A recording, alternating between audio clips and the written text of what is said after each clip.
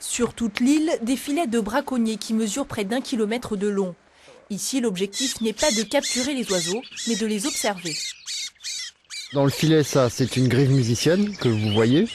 Après, ici, l'île de Porquerolles, on peut avoir plein d'espèces différentes et c'est l'intérêt d'étudier un site comme ça en migration parce qu'on capture effectivement beaucoup d'espèces différentes qui passent sur ce site-là. Depuis 2003, la SCOP, association de bénévoles, étudie le flux migratoire des oiseaux. Entre début avril et mi-mai, les volatiles quittent l'Afrique pour un grand voyage. Pendant l'hiver, les oiseaux sont dans les zones chaudes et là, ils remontent vers le nord pour se reproduire. Et là, c'est une des premières terres qu'ils vont rencontrer et où ils vont pouvoir s'arrêter, se reposer, se nourrir un peu pour continuer leur remontée ensuite. Pendant la journée, s'il n'y a pas trop de vent, les bénévoles peuvent en attraper jusqu'à 200. Une fois saisis, les oiseaux sont mesurés, pesés et surtout bagués. Une opération qui sert à les identifier et à étudier leur comportement.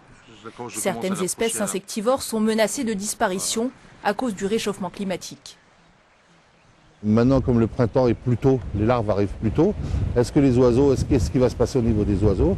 Est-ce qu'ils vont pouvoir assurer la reproduction, nourrir leurs jeunes, puisque quand ils vont arriver sur les sites de reproduction, eh bien, le stade larvaire des insectes sera passé. Pour avoir la réponse, il faudra attendre près de 10 ans.